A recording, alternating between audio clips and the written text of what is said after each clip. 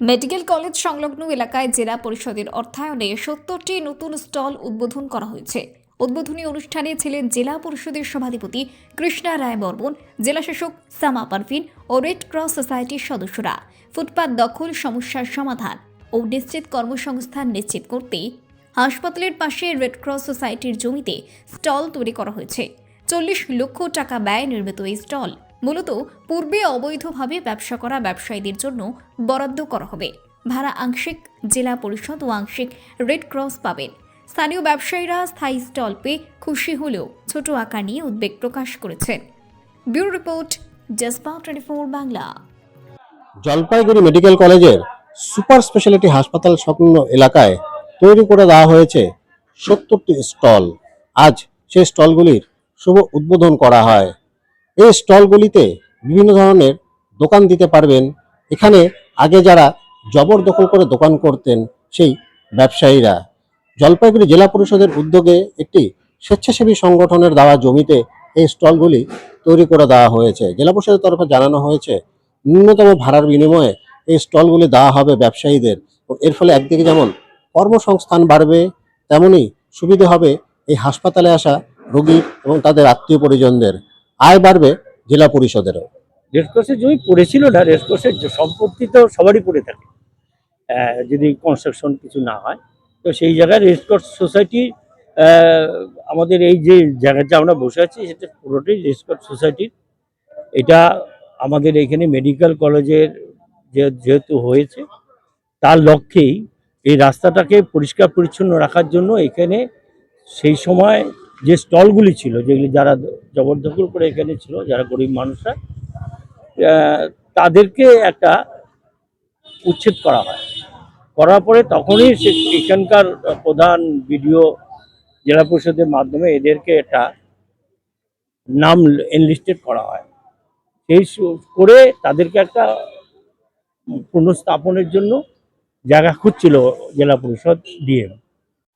আপনারা সবাই জানতেন কি এখানে এনফোর্সমেন্টের খুব প্রচুর সমস্যা ছিল, রোজি রুটি ব্যাপারও ছিল।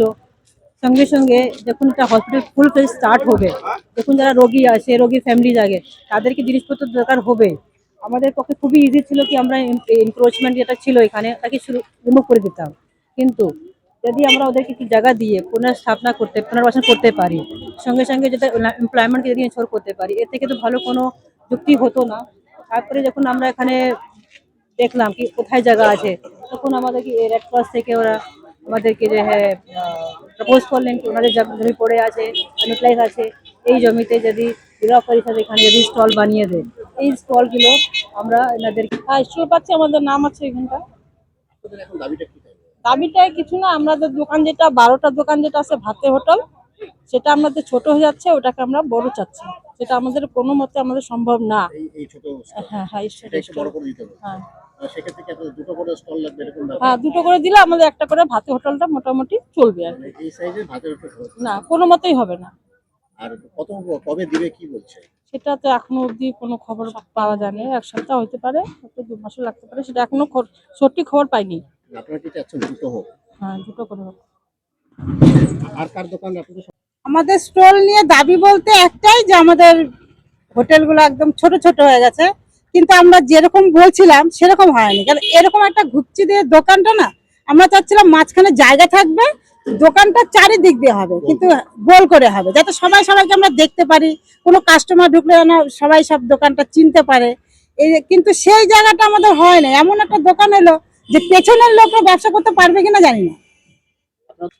আজকে এখানটায় আমরা রেড ক্রস এবং জেলা পরিষদের যৌথ উদ্যোগ নিয়ে জায়গাটা যাতে পরিষ্কার থাকে এবং বেদখল হয়ে না যায় তার একটা ব্যবস্থা আমরা করেছি, এবং পরিষ্কার পরিচ্ছন্ন যাতে থাকে তারও একটা ব্যবস্থা আমরা করেছি।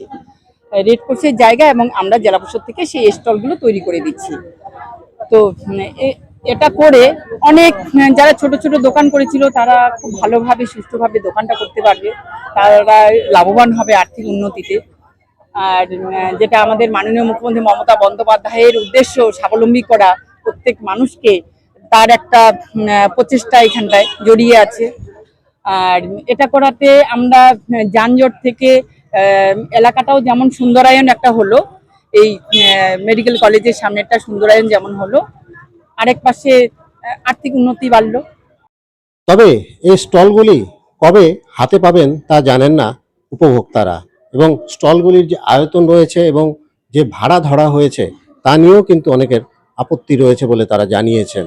তাদের দাবি যে দ্রুত স্টলগুলি তাদের মধ্যে বন্টন করে দেওয়া হোক এবং ন্যূনতম ভাড়া ধার্য করে এই দোকানগুলি তাদের হাতে তুলে দেওয়া হোক, যাতে তাদের জীবিকা অর্জনে সুবিধা হয়। ক্যামেরায় ঋষি চক্রবর্তীর সঙ্গে তিতাস পাল, জজবা 24 বাংলা, জলপাইগুড়ি।